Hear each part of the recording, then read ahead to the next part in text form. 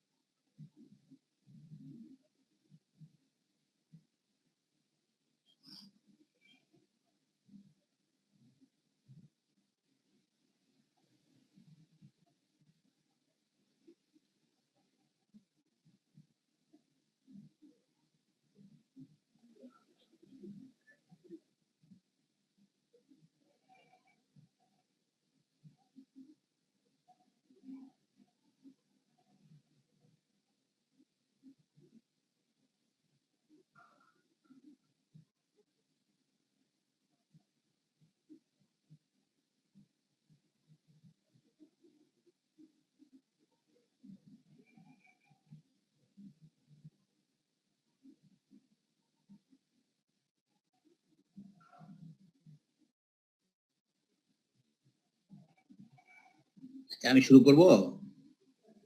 জি sir, শুরু করেন। করেন স্যার, শুরু করেন।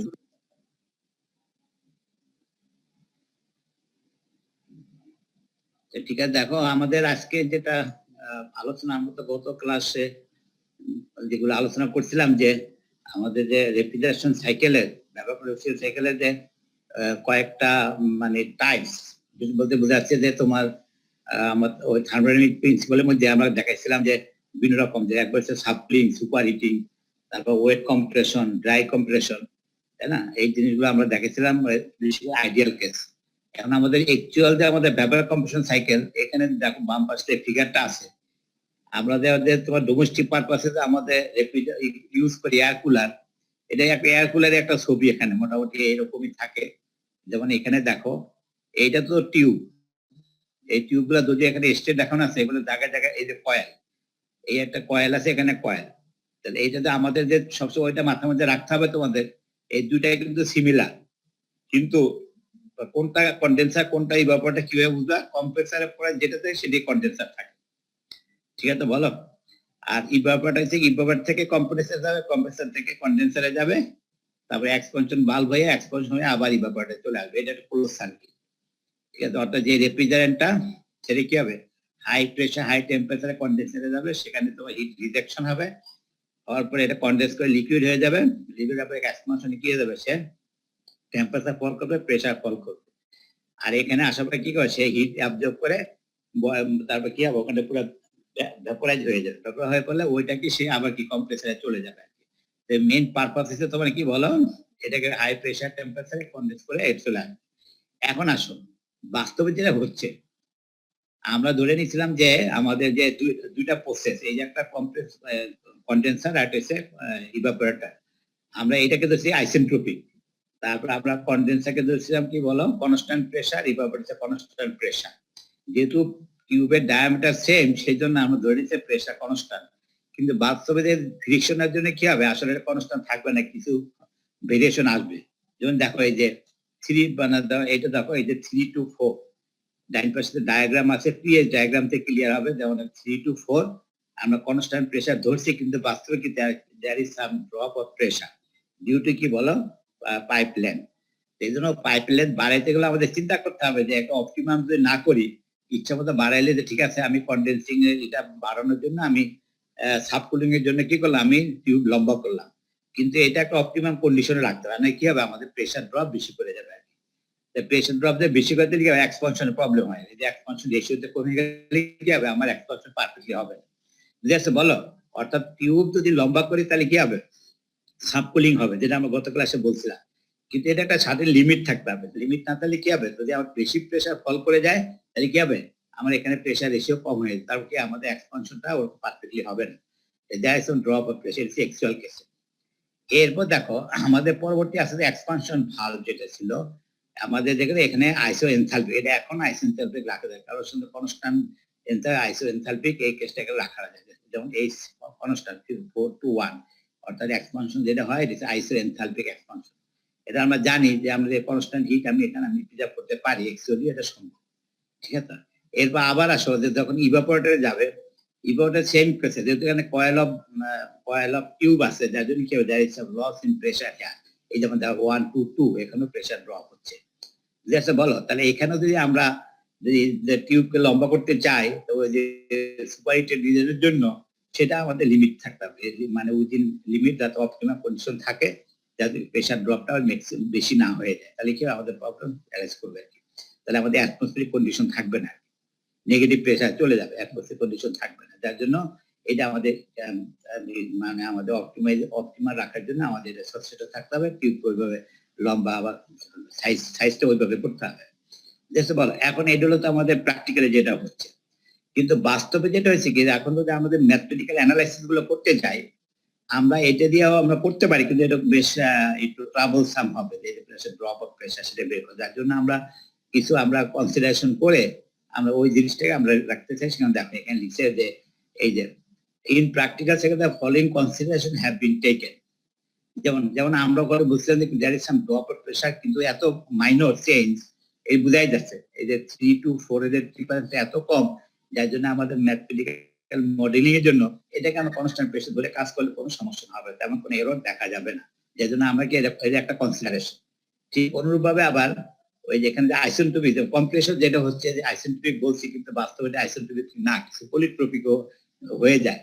যার জন্য কিন্তু আমাদের ম্যাথমেটিক্সের আমাদের সুবিধার জন্য করতে হবে কি, এটাকে আমরা আইসোট্রপিক ধরে কাজগুলো করবো, কারণ আমাদের গ্রাফগুলো ওইভাবে আমাদের সব ড্র করা আছে, যার জন্য ওই ম্যাথমেটিক্যাল অ্যানালাইসিস তেমন কোনো সমস্যার কথা, এই কথাটাই এখানে লিখে আছে। তাহলে আমি বলি শোনো, যদি তোমার এটা থাকে যে আমাদের এক্সুয়াল ব্যাপার সাইকেলে কি কি তোমার কম্পেয়ার টু আইডিয়াল সাইকেলের মধ্যে কি কি ভেরিয়েশন, তাহলে কি হবে বলো, ওই কথাটাই বলতে হবে যে আমাদের কি কম্প্রেসারে আমরা যে ইভাপোরেটর আমরা কনস্ট্যান্ট প্রেসার ধরছি, এখানে ড্রপ অফ সাম প্রেসার।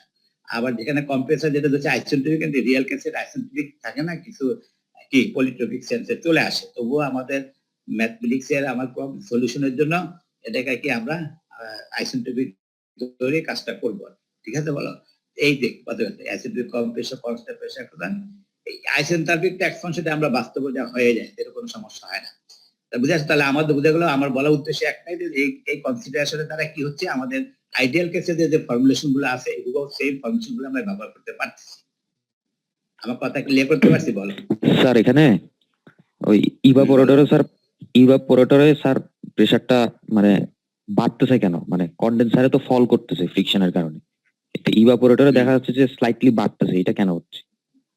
বাড়ে না তো, কমছে তো স্যার এই যে 1 to 2 এই যে 1 to 2 তাহলে তো স্যার ওখানে ইয়েতে কন্ডেন্সারের ক্ষেত্রে তো তাহলে স্যার কমতেছে। কমছে তো, এইটাও কমছে, এইটাও কমছে। এই দেখো না 3 to 4 আর 1 to 2, আচ্ছা ঠিক আছে, ঠিক আছে না? ক্লিয়ার হয়েছে? জি স্যার। হ্যাঁ, এইটাও কমছে, মানে এই যে 1 to 2 এটা স্বাভাবিক কথা। টিভিতে পাস করলে তো তোমার ফ্রিকশন হলে তো প্রেসার ড্রপ করবে।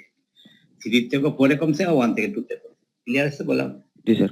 হ্যাঁ, আচ্ছা এখন গেল। তাহলে বোঝা গেল। এখন যদি আমরা এই কনসিডারেশন করি তাহলে কি আমাদের ফর্মুলার মধ্যে কোনো চেঞ্জ আসবে? না স্যার, আগের ফর্মুলা থাকবে। হ্যাঁ, গুড, থ্যাংক ইউ। সেটি দেখো, এটিকে আমি রিপিট করলাম, এই একের মধ্যে সেম জিনিস আমাদের চলে আসছে। আচ্ছা যাও, এখন আসো এই একটা এক্সাম্পল দেখো। এখানে আমরা পুরাটা ধরেই করছি, আমাদের বিভিন্ন প্রেসার ড্রপ দিয়ে প্রবলেমটা করা আছে। এখানে লিখে দেখো, এটা একটা প্র্যাকটিস করে আমরা গত ক্লাসে আমরা প্রবলেমগুলো প্র্যাকটিস করতে পারি। একটা করলে তোমাদের সমস্ত কিছু চলে আসে। রেফ্রিজারেশন দেখো, এই যে রেফ্রিজারেন্ট R134A, বুঝছো তো? এটা সম্ভবত অ্যামোনিয়ার একটা কোড নাম্বার আর কি। তাহলে এই যে রেফ্রিজারেন্টটা enter the compressor of refrigerator as a superheated vapour, মানে সুপারহিটেড ভ্যাপার এত মেগাপাস্কেল, ঠিক আছে? কম্প্রেসরের ইনলেট মানে 0.1 and -200 ডিগ্রি সেলসিয়াস, তার প্রেসার দেওয়া আছে, টেম্পারেচার দেওয়া আছে, এট এ রেট অফ এত কেজি মাপে মাস ফ্লো রেটে দেওয়া আছে। তা বুঝা গেল কম্প্রেসার ঢুকতেছে কি এই প্রেসার, এই টেম্পারেচার এবং এই ফ্লো রেট, ঠিক আছে বলো? and leaves মানে কম্প্রেসার 1 মেগাপাস্কেল at 70 ডিগ্রি সেলসিয়াস, মানে কি কম্প্রেসার থেকে কোথায় যায় বলো? এখন কনডেন্সারে, এটা হচ্ছে কনডেন্সার ইন। তাহলে বলতে লিভস এত, the refrigerant is cooled in the condenser 36 degree Celsius and 1 মেগাপাস্কেল, মানে কি এটা হচ্ছে কনডেন্সারের outlet, and is throttled to এত মেগাপাস্কেল। এখন থ্রোটলিং করে পরে এত প্রেসার ড্রপ করলো, ignoring any heat transfer and pressure drop in the connecting lines between the, ওই যে বলছে আমরা প্রেসার ড্রপটা কনসিডার করলে determine the following, কি লিখা? ignoring the heat transfer and pressure drop in the connecting line between the components, determine the following case: the rate of heat removal from the refrigerant space, the power input to the compressor, isentropic efficiency of the compressor, and the coefficient of performance. এই চারটে এখানে তো parameter, এটা আমাদের use করতে হবে। এখন তোমরা ভালো করে বুঝো, এই ডাটাগুলো মনে রাখো, তাহলে বুঝতে আমি বলি এটা হচ্ছে রেফ্রিজারেন্ট। এই রেফ্রিজারেন্টের যে চার্ট সেটা আমাদের বের করতে হবে। এরপর কি বলো, এখন বলছে যে তোমার সুপারহিটেড কথাটা বলা আছে, যে সুপারহিটেড রিজন থেকে এটা কম্প্রেসার ঢুকতেছে, কত প্রেসার ঢুকতেছে, কত টেম্পারেচার ঢুকতেছে, কত ফ্লুইড বলা আছে। আর আমরা জানি ফ্লুইড যদি একটা দেয়া থাকে এটা কি আবার চেঞ্জ হবে? এটা তো পুরো সিস্টেমে একই ফ্লুইড থাকবে নাকি? আমাদের ক্লোজ সার্কিটে কি একই ফ্লোরে থাকে, বুঝতে পারো তো? যদি এক জায়গায় দেওয়া আছে কিন্তু কি, হ্যাঁ একটু দাঁড়াও থেকে, হ্যাঁ আমি ক্লাসে আছি। হ্যাঁ তোমরা কাজ করতে থাকো।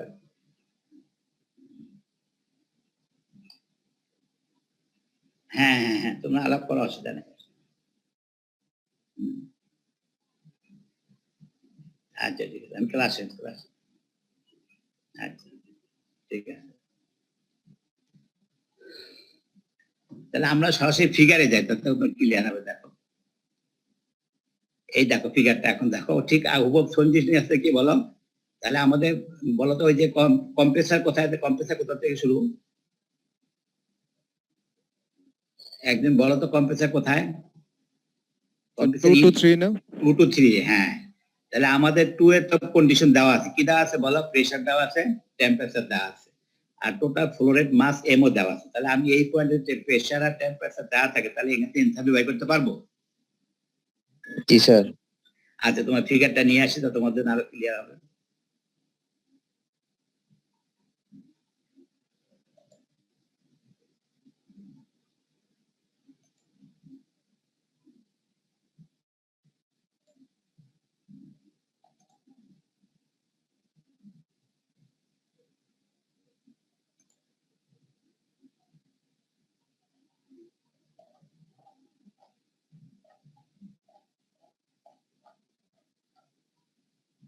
এই দেখো এই যে 134A, এটা 12তে খেলা প্রবলেম পাইলে তো রেপ্রেজেন্টকে সেই চারটা আগে বের করে দিবে, মনে থাকবে তো? প্রথম কাজ কি বলো?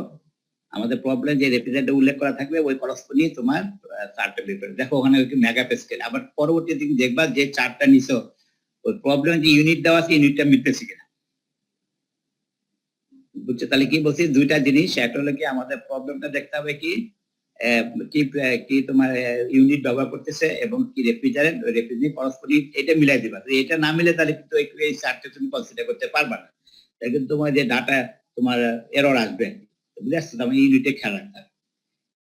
এখন তোমার ওই ডাটাটা কি মনে আছে? ওইটা দেখো তো, ওইটা কি ছিল আমাদের?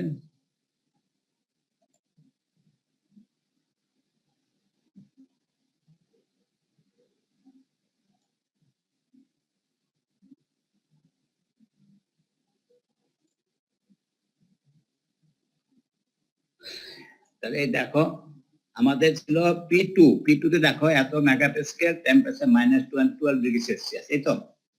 আর মাস ফুলের তো সেম সব জায়গা থেকে, এটা একটু মেমোরিতে রাখো। অর্থাৎ P2 তে হলে এত মেগাপাস্কেল আর এত ডিগ্রি সেলসিয়াস। আমরা এখন দেখবি তোমরা কিভাবে তোমরা এই পয়েন্টটা বাই করবা, এই এনথালপিটা 398 কেমনে আসলে, এটা একটু প্র্যাকটিসটা দেখাই দিই, তাহলে সুবিধা হবে তোমার।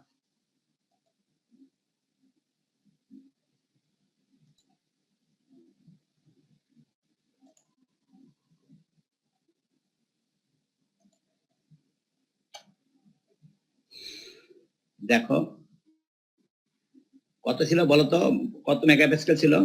0.014 0.114।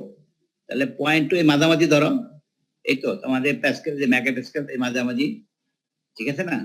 তাহলে এখন আমরা বলছি কি সুপার হিটেড রেঞ্জ, তাহলে আমি এখানে চলে গেলে তোমার এইটা এসে তোমার আমাদের স্যাচুরেশন কার্ভ, এর পরে তুমি টেম্পারেচার কন্টাক্ট করলে হবে। টেম্পারেচার কত ছিল বলো?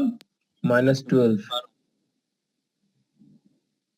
টেম্পারেচার কত ছিল? ছিল স্যার -12। এদিকে খেলো, এই 0 -20, একটু আরেকটু ধরো, হ্যাঁ নিয়াজ, হ্যাঁ হ্যাঁ।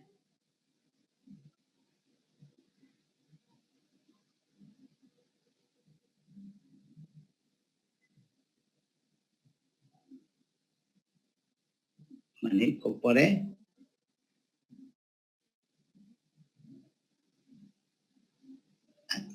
আচ্ছা ঠিক আছে। দেখো তো এই টেম্পারেচার কার্ভ গুলো মনে আছে তো তোমাদের? এখানে দেখো এই যে 0°, -20°, -40°, আমাদের কত ছিল?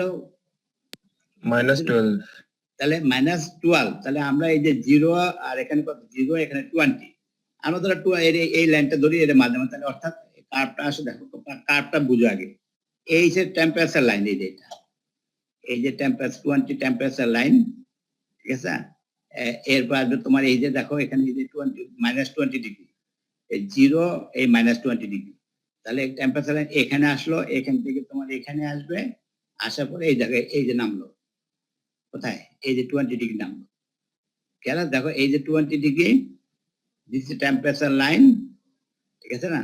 এরপর তোমার এখানে আসলো এই, তাহলে এই যে তোমার টেম্পারেচার লাইন, এটা তোমাদের একটু খেয়াল রাখতে হবে যে টেম্পারেচার লাইনটা কিভাবে যাচ্ছে। এই যে টেম্পারেচার লাইন, ঠিক আছে তো?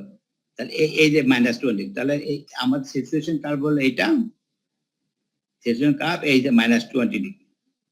তাহলে আমাদের এখানে 0 আর এখানে তো মাঝামাঝি 10 বলে 12 হলে এটা মাঝামাঝি। তাহলে আমাদের যেটা করতে হবে বলো, এখন যেটা বললো 0.1 কত ছিল 4, এই বরাবর দেয়াতে কি করো, ওই টেম্পারেচারটা কাট করো 20°, এই ওই টেম্পারেচার কাট করলে কি হবে বলো, এই বরাবর আসবে, দেখো খেয়াল করে দেখো কোথায় আসছে, আমি ধরতে পারছি বলো, দেখো তো ভালো করে খেয়াল করো। এই হিসেবে আমাদের 20°, এই হচ্ছে পয়েন্ট। দেখো এই পয়েন্টে আমি কাট করি, কিভাবে কাট করলে আমরা 20 মানে কত 12° যে তোমার লাইন, এর সাথে ওই প্রেসার কাট করে যে এই সরল স্টেট নাম্বার যেটা আসবে সেদিন কেন থাকবে। দেখো এই যে 350 আর 400 এর ভিতরে ওই যে কত ছিল আমাদের ওখানে, তাহলে এইটা বুঝতে পারছো কিভাবে? অর্থাৎ এখানে টেম্পারেচার লাইন আর এখানে প্রেসার লাইন কাট, যেই পয়েন্টে কাজ করে স্টেট নামলে যেটা এডি সেন্টার, ঠিক আছে? তাহলে এখন আবার যাও,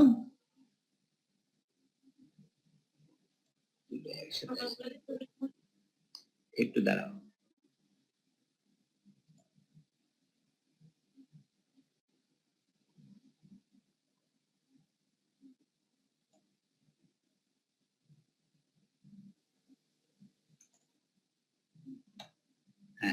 তাহলে দেখো, তাহলে বোঝা গেল, তাহলে তো আমি এই পয়েন্টে আমি কি পেয়ে গেলাম, এই যে এনথালপি পেয়ে গেলাম, ঠিক আছে তো।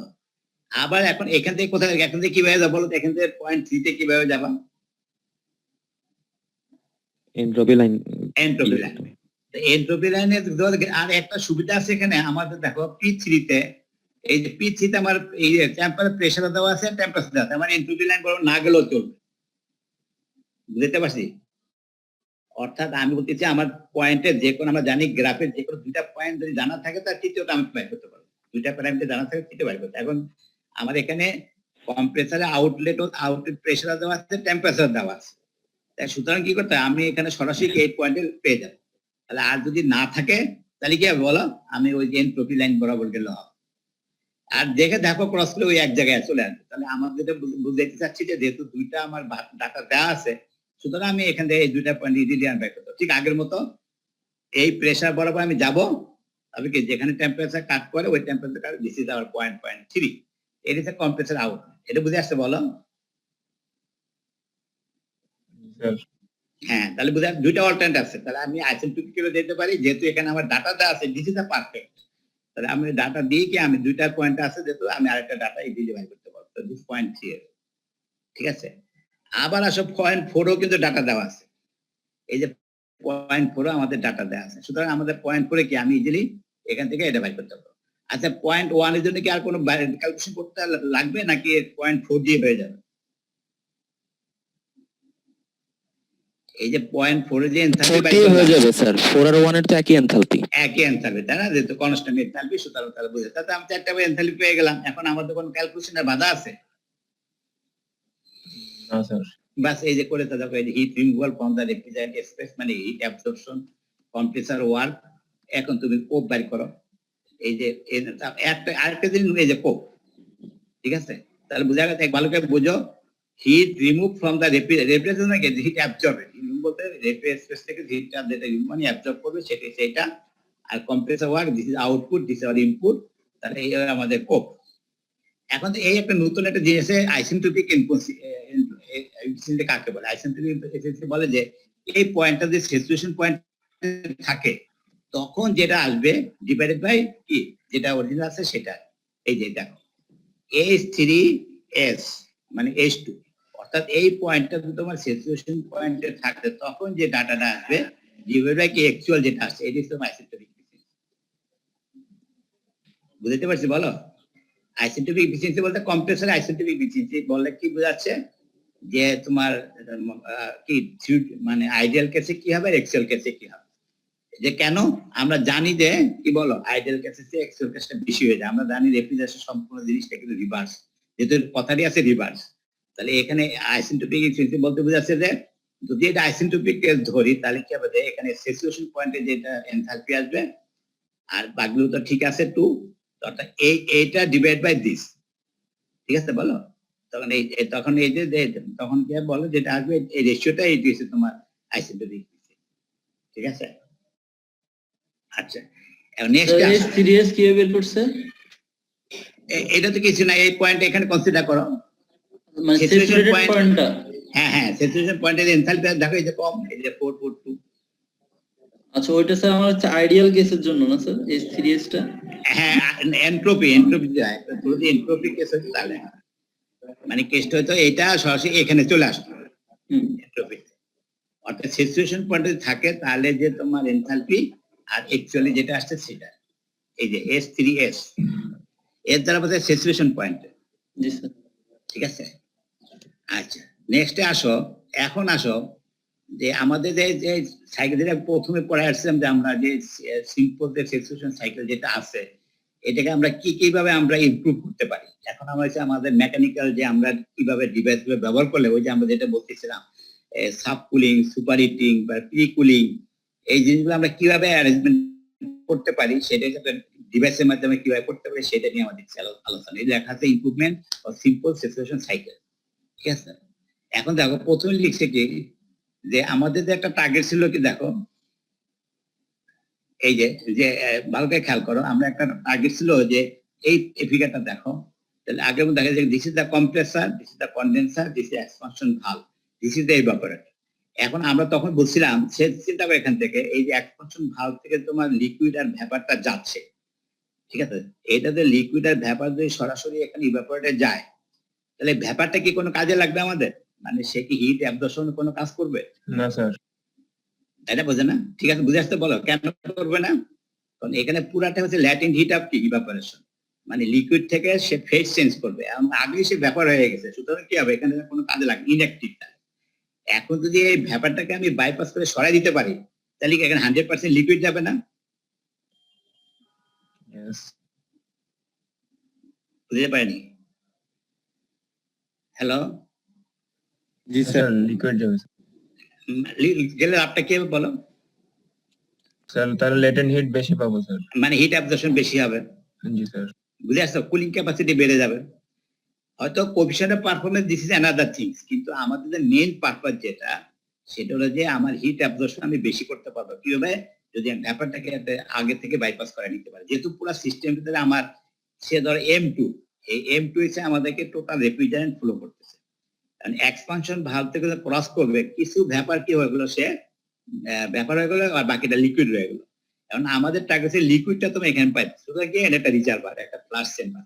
এই প্লাজমাটা কি বলে এখানে কি হাই প্রেসার, এটা হাই প্রেসার, যার জন্য কি হবে নিচে লিকুইডটা উপরে ব্যাপারটা জমা দেবে, উপর ব্যাপার। এখন এই ব্যাপারটাকে আমি বাইপাস করে কোথায় নিয়ে যাবো, আমি আমার অরিজিনাল লাইন অর্থাৎ কমপ্লেক্সার লাইনে দিয়ে দিলাম, অর্থাৎ কি আমার যেখানে মেইন আউটপুট এখানে ডিস্টার্ব না করে বাইপাস করে আমি এখানে আলটিমেটলি এখানে M2 হয়ে গেল। যেমন সে ধরো এখানে কত আসছে, এখানে M1, তাহলে কি হবে এখানে বাইপাস কত যায় M2 মাইনাস M1, আমার টোটাল রেফ্রিজারেন্ট হয়েছে M2, এখন এখানে লিকুইডের পরিমাণ হচ্ছে M1, আর এই M1 সে কি করে হিট অ্যাবজর্ব করে এখানে চলে গেল, আর যেটা ব্যাপারটা আমি এখানে অ্যাড করে আর ফাইনালি M2 হয়ে গেল। বুঝে আসছে বলো, এই দিস ইজ আওয়ার মডিফিকেশন। বুঝে আসছে অর্থাৎ বুঝা, এইটা আমি বলছি এই জন্য যে আমি একটা দেখি যে কোনো সিস্টেমের ভিতরে এখানে এইটা নাই, তাহলে আমি যে ইচ্ছা করলে কি করতে, আমি যে হিট অ্যাবজর্পশন ক্যাপাসিটি বাড়াইতে চাই এখানটা ফ্লাশ চেম্বার আমি বসা দিলে কি হয়ে যাবে, আমি কেমন কিভাবে মানে আসল এটা কি ব্যাকগ্রাউন্ডটা কি, যেখানে আমি যে লিকুইডটাকে পাস করতে হবে তাহলে হিট অ্যাবজর্পশন আমার বেশি হবে, ল্যাটিন হিট অ্যাবজর্পশন বেশি হবে, সুতরাং আমি ব্যাপারটাকে সরাই দিই। একটু ক্লিয়ার হয়েছে কিনা বলো? এখন বুঝতে পারছি। এখন আমরা বাই করবো ফেলা, এটা আমার একটা ক্যালকুলেশন আসবে যে আমাদের যেটা আমি ব্যাপার বাইপাস করছি সেটা পরিমাণ কত, লিকুইড কত পরিমাণ, এই অনুসারে তো আমার ডিজাইনটা করতে হবে যে আমাদের কি পরিমাণে এখানে ফ্লো রেট গেলে ওখানে কি পরিমাণ হিট অ্যাবজর্পশন হবে। বুঝতে বলো? তাহলে এখন দেখো, এখন আমরা আরো ক্লিয়ার করো এটা দিয়ে, যখন আমার ফিগারটা যখন আরো ক্লিয়ার হয়ে যাবে। এখন কি দেখো ভালো, একটু খেয়াল করে দেখো এই অংশটা দেখো, যদি তোমার ফ্লাশ চেম্বার না দিতাম তাহলে কি হতো বলো, দেখো এই যে 3 to 4 এই যে এক্সপানশন, পুরা ভ্যাপার প্লাস লিকুইডটা কোথায় ডুববে, এই ইভাপোরেটরে ডুববে। বুঝতে পারিনি? যদি ফ্লাশ চেম্বার না থাকতো তাহলে কি হতো বলো, this is the compression, this is the condensation, এখানে এই লিকুইডটা যখন এক্সপান্ড করবে কি হবে, এখানে এটা বুঝাই যাচ্ছে এখানে কি আছে বলো, এখানে কি শুধু কি লিকুইড লিকুইড না, plus vapour. Vapour plus liquid. তাহলে কি হয়, এইটা যে ঢুকলো তখন কি হয়ে যাবে, তখন সেই হ্যাঁ। এখন যদি আমি ব্যাপারটা সরাই দিই, এই পয়েন্টে এখানে থাকবে না, এখানে চলে আসবে, হ্যাঁ স্যাচুরেটেড লিকুইড।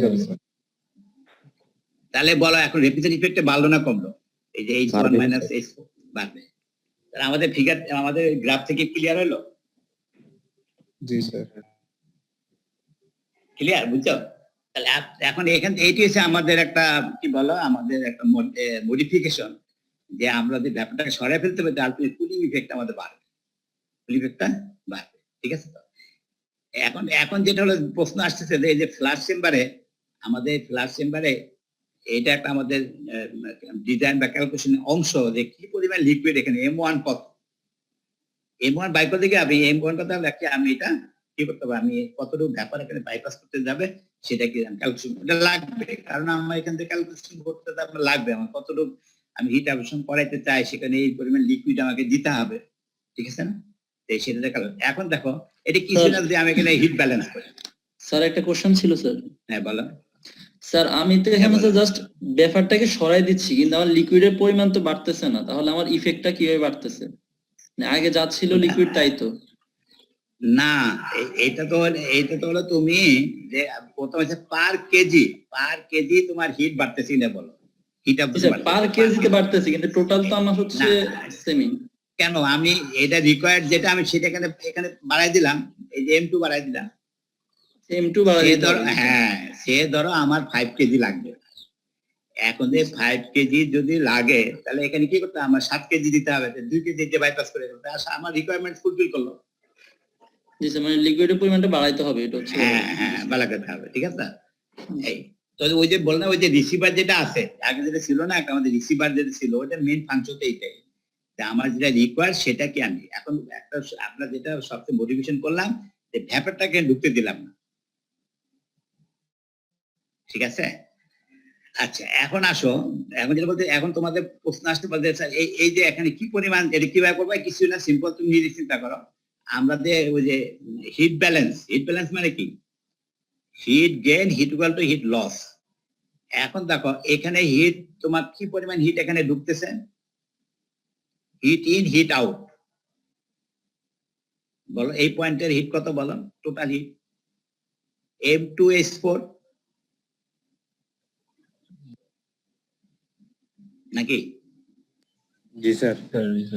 এই যে এনথালপি জানা আছে পার কেজি, তাহলে কতটুকু এখানে মাস ফ্লোর M2, তাহলে M2S4 which is equal to, আমরা লিখতে পারি না, কি বলো, M1 কি বলো, M1 H4 prime plus M2 minus M1, এটা কি বলো, H4 হয়ে গেছে 1 ধরো, H4 প্রাইম। জি স্যার, এই যে 1, এই যে পয়েন্ট 1, ঠিক আছে না?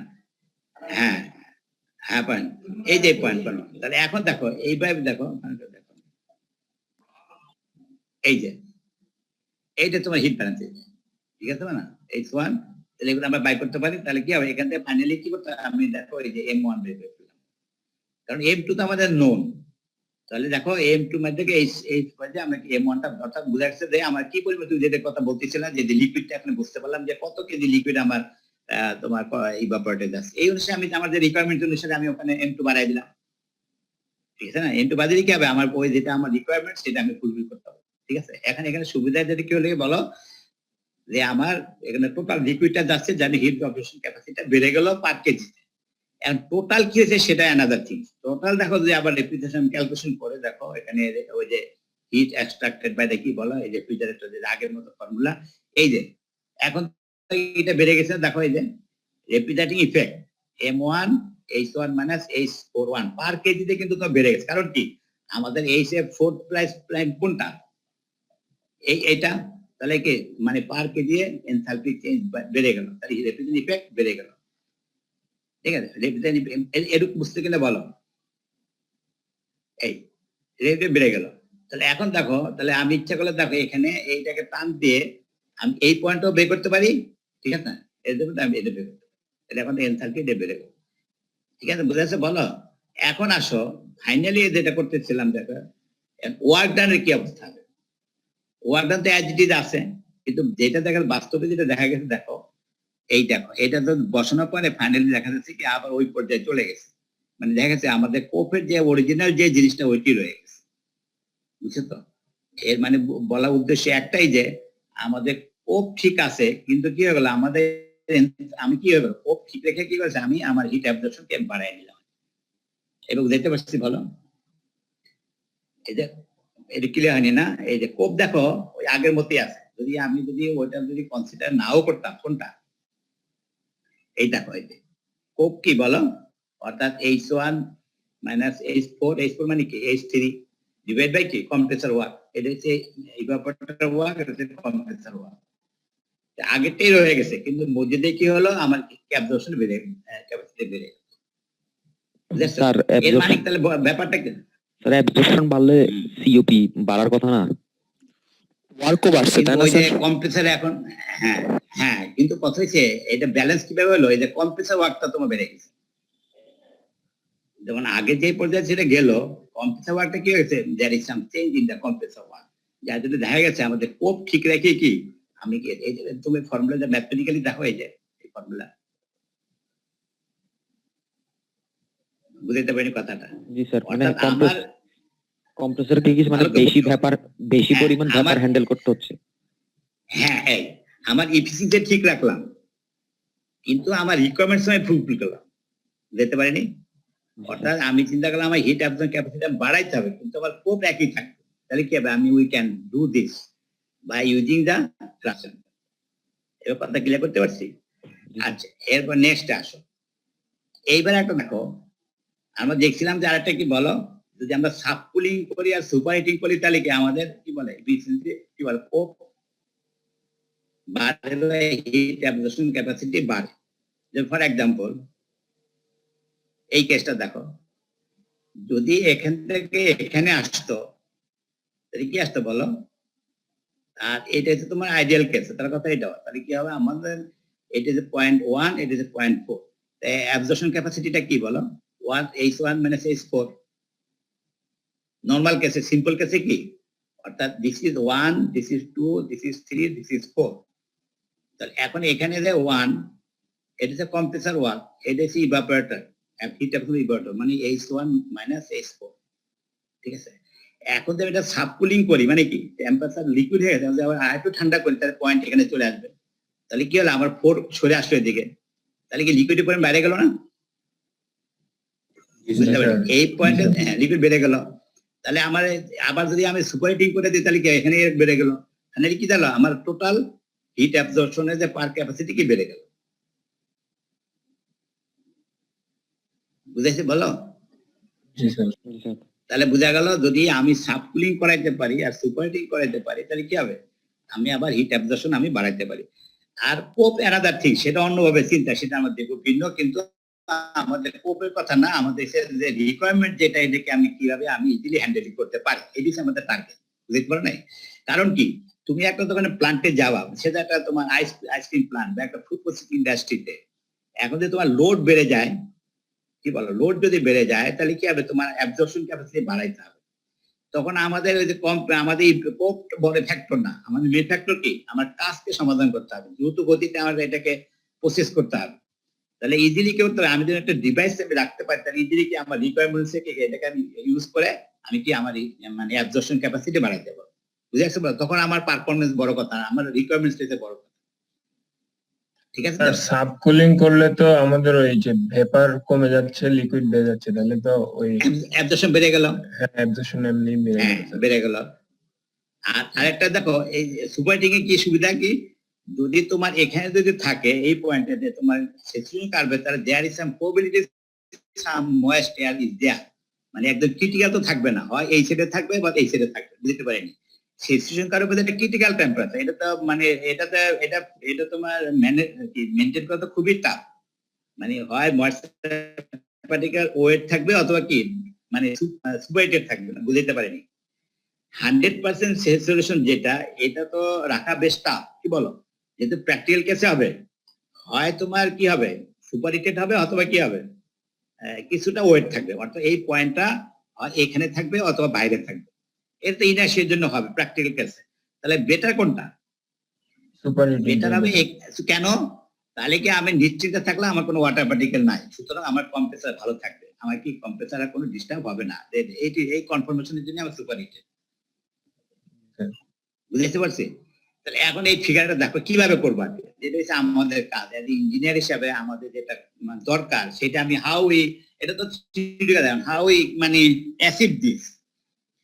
দেখো তো খুবই ইন্টারেস্টিং, যেটা দেখো ওখানে একটা ডিভাইস লাগাইছিল, এখানে কিন্তু আমি নতুন করে এক্সট্রা করে ডিভাইস লাগাইতেছি, কিভাবে দেখো, ভালো করে মজা করে দেখো।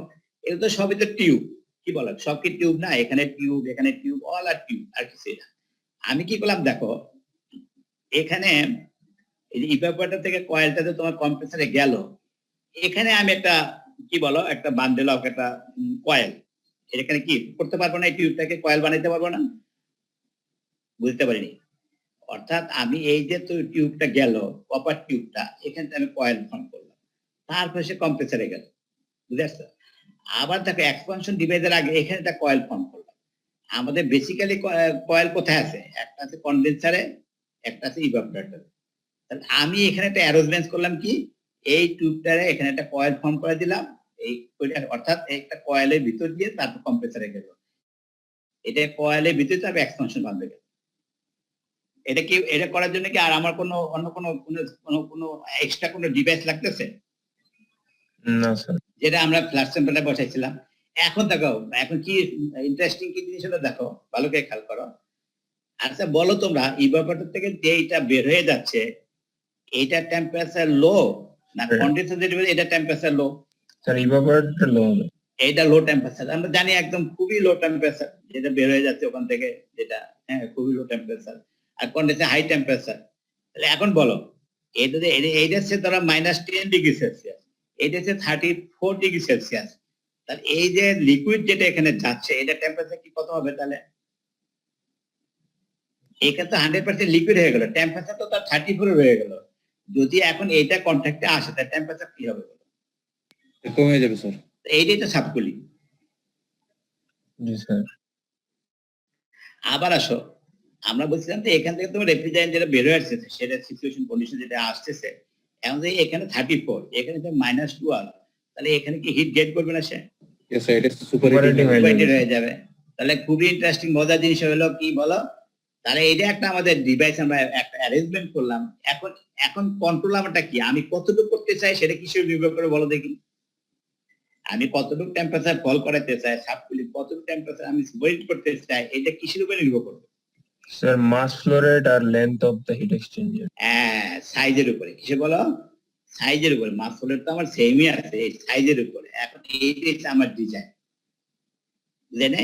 আমি যদি চাই আমি 10 ডিগ্রি সাব কুলিং করি, এটার জন্য তোমার কয়েলের যে অ্যারেঞ্জমেন্ট, আর যদি আমি বলি না 20 ডিগ্রি সাব কুলিং, তাহলে কি কয়েলের অ্যারেঞ্জমেন্ট কে বাড়াইতে হবে, অর্থাৎ লেন্থটাকে বাড়াইলে কি হবে? সাব কুলিং বেশি, লেন্থটা কমালে সাব কুলিং কম হবে। Just like this. তাহলে এই যে একটা অ্যারেঞ্জমেন্ট, এটা হচ্ছে এখন আমার কন্ট্রোল। এখানে আমি ইচ্ছা করলে কি করতে পারবো, আমি কি করতে পারবো, আমার যে আমি সাব কুলিং করতে চাই, সাপোর্টিং করতে চাই, তাহলে আমি হিট এক্সচেঞ্জার আমি অ্যারেঞ্জমেন্ট করলে কি হবে, এটা কি সম্ভব? বুঝে আসছে এখন? তো এখন দেখো, এটা এখন সহজ হয়ে গেল, এখন তো বাস এখন আগের মতোই। তাহলে এখন বলো, যদি ওই অ্যারেঞ্জমেন্ট করি তাহলে হিট অ্যাবজর্পশন কি হবে বলো? বেড়ে যাবে। বেড়ে যাবে। এই যে এইটা সাবকুলিং সুপারহিটিং, এটা সাবকুলিং, অর্থাৎ কি এই 1 প্রাইম ডিভাইড -4 প্রাইম। আর কম্প্রেসর ওয়ার্ক কি হবে? কম্প্রেসর আগের মতো একটু। না, আগের মতো হবে কেন? H2 prime minus H1 prime। Work তো সেম না স্যার। ওয়ার্ক বেড়ে যাবে। হ্যাঁ, এই চেঞ্জ হয়ে যাবে না? এখানে ছিল স্যাচুরেটেড ভ্যাপার, এখানে হচ্ছে সুপারহিটেড ভ্যাপার। চেঞ্জ হবে, অবশ্যই চেঞ্জ হবে, এটা বুঝাই যাচ্ছে। দেখো এই যে কম্প্রেসর ওয়ার্কও বেড়ে গেল, জি স্যার। হ্যাঁ বেড়ে যায়। আবার দেখ কন্ডেন্সারে কন্ডেন্সিং ইও বেড়ে গেছে, সবগুলোই বেড়ে যাবে। কিন্তু এটা বড় কথা না, আমার মেন হচ্ছে টার্গেট এইটা, বুঝতে পারিনি। অনেকে বলে না যে ভাই এটা যেমনি হোক, যেমন যেমন আসে না, এই যে যেমন ডাকে, এই যে ডাকে তুমি কতগুলো আছে না, যে একটা যে নর্মাল তুমি কোরিয়ারে দিলা 3 দিনে যাবে, আবার দেখা গেলো তুমি একদিনে পৌঁছে দিবে, সেটাতে প্রাইস বেশি দিতে হবে। তখন মানিটা কোনো ফ্যাক্টর না। এখন যদি আমার রিকোয়ারমেন্ট হিসেবে এই মুহূর্তে আমার বেশি আমার ক্যাপাসিটি বাড়াইতে হবে, আই ইউজ দিস।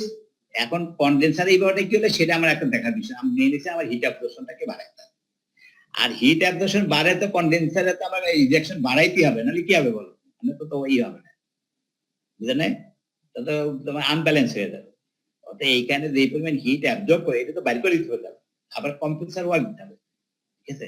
তাহলে আমাদের মেইন যে টার্গেট, সেটা হচ্ছে আমরা হিট এক্সচেঞ্জার ইউজ করলে আমরা সুপারহিটিং করতে পারবো, সাবকুলিং করতে পারবো, এন্ড কতটুকু হবে সেটা হচ্ছে আমার হাত। ঠিক আছে? এই হলো গেটা। তাহলে এটাই দেখো, এখন আবার ঠিক আগের মতো বিভিন্ন পয়েন্ট গুলোতে আছে। এখন যেমন এই হিট এক্সচেঞ্জারে, যেমন এখানে এখন প্রশ্ন দেখা একটা করতে, অর্থাৎ এখানে এনথালপি কত, এখানকার এনথালপি কত, এখানে এনথালপি কত, এখানকার এনথালপি কত, এগুলো বের করা যাবে না? জি স্যার, যাবে স্যার। যেমন আমি 3 জানি, 3 প্রাইম কত, কেমনে বাই করবো? এখানে 1 জানি, এখানে 1 প্রাইম কত। এটা কিছু না, হিট মানে কি, এটা হিট ব্যালেন্স। কোনটা? হিট এক্সচেঞ্জার হিট ব্যালেন্স করলে তো হবে। এখন বলো দেখি হিট ব্যালেন্সটা কি না হবে? In out, in out. In করতেছি কি বলো? H3M2, আর কি বলো? M1 H1। এটা ঢুকতেছে, এটাও ঢুকতেছে, বের হচ্ছে কি বলো? M2 H3 prime plus sir, yeah M1 M1 H4 prime H1 prime। H1 prime, H1 prime। হ্যাঁ এই যে 1 প্রাইম। ঠিক আছে না? তাহলে সুতরাং আমার অন্যান্য পয়েন্টে তো আমার জানা আছে, আমরা এইটা পারবো এগুলো পারে না, তখন আলটিমেটলি ফাইনালি আমাদের সমস্ত ডাটাগুলো আমরা ইজিলি ক্যালকুলেট করতে পারবো। এই সেজন্য তোমার এই যে ম্যাথমেটিক্যাল যে আছে এই যে হিট ব্যালেন্স, এই হিট ব্যালেন্স থেকে আমরা ছোট ডাটাগুলো বের করতে পারবো, বুঝতে পারছো না? তো এইটা একটা গেল আমাদের। আর হলো দেখি আর কি আছে, আর এগুলো প্রবলেম, সবগুলো প্রবলেম সলভ। এখন আরেকটু তোমাদের এটা লাগবে না, ঠিক আছে। এখন তোমাদের সাথে আমি আইডিয়া দিয়ে ভালো করে খেয়াল করো, এখানে কিন্তু দেখো ওই যে এই যে সিপি দিয়া, তারপরে সিপি দিয়া করা, টেম্পারেচার ইস্যু দিয়া করা, আমরা এগুলোর মধ্যে যাবো না। কেন যাবো না বলো? আমি বলছি যে আমাদের সবসময় একটা গ্রাফ থেকে আমরা এনথালপি বের করে নিব, এই জটিলতা কিন্তু আমার যাওয়ার কোনো দরকার নেই, বুঝতে পারি। এই যাবো না, ওটা লাগবে না। যদি স্যার রেফ্রিজারেন্ট না দেওয়া থাকে স্যার তখন কি করবো স্যার? না, অবশ্যই দেওয়া থাকবে না, তো ওই প্রবলেমে তোমার ইয়ে হবে না, অ্যারেঞ্জমেন্ট প্রবলেম, তোমার প্রবলেম সেট করা যাবে না। জি স্যার। বুঝতে পারিনি, ওইটা কার্নোট সাইকেলে আর তোমার রিভার্স কার্নোট ওই সময় গেছে, কিন্তু এখন রিয়েল কেসে তুমি কি ব্যাপার করছে, তোমার রেফ্রিজারেন্টকে শো করতে হবে, এনিওয়ান শো করতে হবে। জি আর স্যার। যে না দেয় তাহলে তো তুমি রেফ্রিজারেন্ট আছে পরে 100-র মতো, আর তুমি কোনটা ইউজ করবে? আর ইউজ করলে তুমি ওই অ্যাভেলেবল ডাটা পাবা না, কারণ প্রত্যেক দিন আলাদা আলাদা তোমার গ্রাফ, ঠিক আছে না? এখন আমি বলতেছিলাম দেখো কমন রেফ্রিজারেন্ট স্যার আমরা স্যার কোনটা ইউজ করি স্যার, যেটা হচ্ছে স্যার সব সময় কমন, সেটাতে ভেরি করে, এটা হইতে আমরা ডিটেইলস যখন পড়াবো সাধারণত তোমার এই যে R22 R12 এগুলোতে ডোমেস্টিক পারপাস ইউজ করে, অ্যামোনিয়া সাধারণত অনেক সময় ইন্ডাস্ট্রিয়াল পারপাস ইউজ করে, কিন্তু এর মধ্যে কারণ হচ্ছে কি ওই যে টক্সিক একটা জিনিস আছে, সেটার জন্য কি আমরা ওই যে অ্যামোনিয়াটা সাধারণত আমাদের ডোমেস্টিক পারপাস ইউজ করি না। টক্সিক হলে লিক হলে কি হবে, আমার পয়জন আছে কি আমাদের বিভিন্ন খাদ্যের প্রপার্টির জন্য এটাকে অ্যাভয়েড করা হয়, বুঝতে বলো? জি স্যার। এই এরকম অনেকগুলো লিমিটেশন আছে, এটা আমরা ডিটেইলস যখন যাবো অনেক প্রায় 16টা 20টার মতো তোমার লিমিটেশন আছে, ওদের ডিজাইন যখন আমরা পড়াবো তখন ওখানে আমরা ডিটেইলস আনবো। এই জন্য আরেকটা হচ্ছে এইটা, আরেকটা হচ্ছে তোমার ওই যে বয়লিং টেম্পারেচার আর কন্ডিশনিং টেম্পারেচারের ভেরিয়েশনের জন্য আমার ওই আমার প্লান্টের রিকোয়ারমেন্ট বেড়ে যায়। কারণটা কি দেখো, তোমার এই যে দেখো যে দুধ, এই দুধ প্রিজার্ভ হয় কত ডিগ্রি সেলসিয়াস? সেটা -10 ডিগ্রি সেলসিয়াস, কথা। এরপর মিট দেখো এটা হচ্ছে -15 ডিগ্রি সেলসিয়াস, বুঝতে পারিনি? স্যার বুঝছি স্যার। হ্যাঁ, এরকম যতগুলো তোমার আছে, আমাদের গুডস আছে বা ফুডস আছে, প্রত্যেকটা আলাদা আলাদা তোমার প্রিজার্ভিং টেম্পারেচার আছে, জি স্যার। মানে ওই টেম্পারেচার ভালো থাকবে। আমরা যে নরমাল যে তোমার ইভাপোরেটর সেকশনে আমরা যে ইটি রাখি, এই যে ধরো ফল ফ্রুটস, দেখবা তুমি ওই যে করলা রাখো, আলু রাখো, আলু থাকবে, করলা 2 দিন পরে পচে গেল। আমি তো ফ্রিজে রাখলাম, পচলো কেন? কারণ ওই যে ফ্রিজে তোমার যেটা আমাদের রেফ্রিজারেশন যে সেকশনটা যেটা তোমার নিচে থাকে, যেখানে শাকসবজি রাখা হয়, ওটা প্রত্যেকটা প্রিজার্ভ টেম্পারেচার আলাদা, পটেটোর জন্য একটা আর পুঁই শাকের জন্য আলাদা। এখন তুমি রাখছো যেটা, সেটা কি মানে কি ওই ধরো পটেটোর তোমার প্রিজার্ভিং টেম্পারেচার, কিন্তু তো পুঁই শাকে তো ওই টেম্পারেচারটা ভালো থাকবে না, নষ্ট হয়ে যাবে। প্রত্যেকটা মেটেরিয়ালস আলাদা আলাদা প্রিজার্ভিং টেম্পারেচার। এখন যারা ইন্ডাস্ট্রিয়াল সেক্টরে যেটা হয়, সে যেমন তুমি মনে করো যে একটা কোল্ড স্টোরেজ, একটা তোমার একটা হচ্ছে মানে সিঙ্গেল পারপাস মানে কি, এটা শুধু পটেটোর জন্য। আর একটা আছে না মাল্টিপারপাস, সেখানে পটেটো থাকবে, তারপর কি থাকবে তোমার ওই অনিয়ন থাকবে, এরপর ওইটাতে যেটা আছে হলুদ থাকবে, আদা থাকবে। প্রত্যেকটা প্রিজার্ভিং টেম্পারেচার আলাদা, শুধু আলাদা আলাদা কম্পার্টমেন্ট করতে হবে, এবং প্রত্যেকটা ওই ধরনের প্রিজার্ভিং টেম্পারেচার মেনটেন করতে হবে। এখন যেটা বলতেছিলাম, এর জন্য যেটা হচ্ছে যে সবসময় তোমার ওই যে সব রেফ্রিজারেন্টে ওই রেঞ্জে যাবে না, বুঝতে পারিনি? জি স্যার বুঝছি স্যার। যেমন সেটা দেখবা কোনো রেফ্রিজারেন্টে -100 ডিগ্রি সেলসিয়াস পর্যন্ত নিতে পারবে, কিন্তু সব রেফ্রিজারেন্ট দেখা গেল -50 বেশি যাবে না। কি হবে এরপরে গেলে তার ওই যে মানে যেটা কি থাকে রেফ্রিজারেন্টের আদার যে তোমার কম্পোজিশন যেটা, এটা ব্রেকডাউন হয়ে যাবে। তো তখন ওইটা আর সে থাকবে কি ব্রেকডাউন হয়ে গিয়ে বিভিন্ন ওই যে তোমার কেমিক্যাল যে ইয়ারগুলো কম্পোনেন্টগুলো হয়ে যাবে, বুঝলে না? ওই হাইড্রোজেন আর অক্সিজেন আলাদা হয়ে যাবে, কথা। জি স্যার বুঝতে পারছি। এই জন্য একটা লিমিট, বুঝতে পারছেন? তাহলে এখন তোমার জন্য সাজেশন যেটা হলো, তোমরা কখনো এর মধ্যে যাবে না, কোনটা শুধু তোমার এনথালপি গুলো বের করতে চার্টের থেকে সরাসরি এনথালপি আর প্রেসার বাইর করে ফেলবা। এই জটিলতার মধ্যে আমরা যাবো না। এই যে সিপি, টেম্পারেচার, রেশিও টেশিও কোনো কিছু দরকার নেই আমার। মানে কথা বুঝছো? এই যে দেখো এখানে যে সুপাইটিং কি বের করতে হবে, এগুলো আমার দরকার নেই। আমরা সরাসরি চার্টের থেকে কি করব, এই এনথালপি গুলো বের করে নিব। এনথালপি বের করে যেমন এখানে দেখো এই টি এর ডায়াগ্রাম আমার কোনো দরকার নেই। এই টি এর ডায়াগ্রাম ব্যবহার করার আমার কোনো দরকার নেই। আমি সরাসরি কি পিএইচ ডায়াগ্রাম ব্যবহার করতে হবে। অঙ্কগুলো প্র্যাকটিস করব পিএইচ ডায়াগ্রাম। কারণ কি বলো, এখানে আমার প্রেসার দেওয়া আছে আর টেম্পারেচার, শুধু আমি এখানে এনথালপি পেয়ে যাব, আইসেন্ট্রোপিক করে পেয়ে যাব, কনস্ট্যান্ট প্রেসার পেয়ে যাব। সব ডাটাগুলো আমি এখানে অ্যাভেলেবল আছে ইন দ্য গ্রাফ। আমি কেন ইউজ করতে যাব? বুঝতে পারছি বলো? জি স্যার।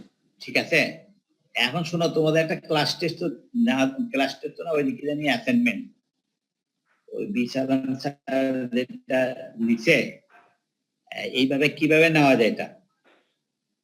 স্যার তো নাকি তোমাদের ওই যে আইডি নাম্বার থেকে কি একটা ডাটা দিয়ে তারপর ইন্ডিভিজুয়ালি আলাদা আলাদা করার করে দিছে। জি স্যার। তা আমি একটা দেখি প্রবলেম, আমি এটা সেট করে তারপর ওইভাবে দেখি কিভাবে অ্যারেঞ্জমেন্ট করা যায়, যে ওই রেঞ্জের মধ্যে দিয়ে তোমরা ওই যে ঠিক ওরকম। স্যার কি করছে বলো, ওইটা তোমাদের দেওয়ার পরে, মেয়েদের দেওয়ার পরে বলছে 1 ঘন্টার মধ্যে জমা দিবা। জি স্যার, 1 ঘন্টার মধ্যে জমা দেবো। এরকম কিছু? আচ্ছা ঠিক আছে, তাহলে আমি জানাবো তাহলে। আমি একটা প্রবলেম রেডি করে কিভাবে অ্যারেঞ্জমেন্ট করা যায় প্রিপারেশন আমি বলে দেবো, সিলেবাস বলে দেবো। এর মধ্যে তোমরা এটা প্র্যাকটিস করবা, তারপরে এর ভিতর থেকে আমি দিব। জি স্যার। একটু কম করে স্যার স্লাইড থেকে আসবে? হ্যাঁ, স্লাইড থেকে। আমি আমার ফাইনাল কোশ্চেন স্লাইড থেকে, আর সবই স্লাইড থেকে, বাইরে কোনো কোশ্চেন নাই। আর এই স্যার ম্যাথমেটিক্স গুলা? এই ম্যাথমেটিক্স থেকেই তো আমি দিব। বাকি যেটা হলো যে এই স্লাইড ইজ এনাফ, শুধু একটু পার্থক্য থাকবে, হয়তো ডাটাটা একটু আমি চেঞ্জ করে দিব। কথা বলে না জিনিসটা? স্যার স্লাইড কি এইটা নাকি আগেরটা? স্লাইড না, এটা ওটা তো নতুন আমি না ঠিক মনে করি হয়। না, আমি বলে দেবো। আমি বলে দিলে তোমরা তো 1 সপ্তাহ বলে দিয়ে আরেক সপ্তাহ তুমি ক্লাস দিলে সময় পাবো আসলে।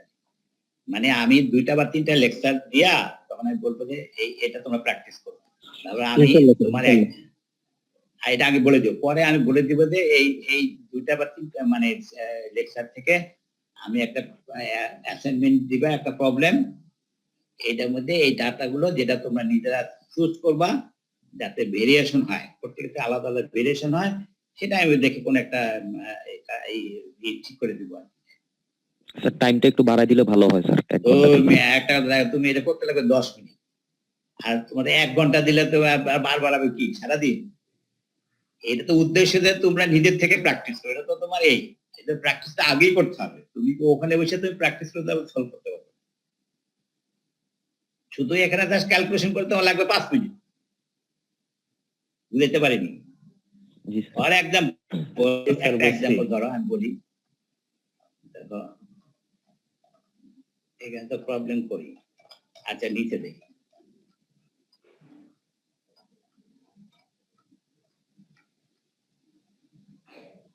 যেমন এখানে দেখো এগুলো কিছু লাগবে না। আমি বললাম যে যেটা বলতেছিলাম যে এগুলো কিছু থাকবে না, এগুলো দরকারও নাই আমাদের। যদি আমরা ইউজ করি কোনটা, আমরা যদি তোমার পিএইচ ডায়াগ্রাম ইউজ করি, তখন এইসব চার্টটা আমাদের কিছু লাগবে না, প্রবলেম থাকলেই হবে।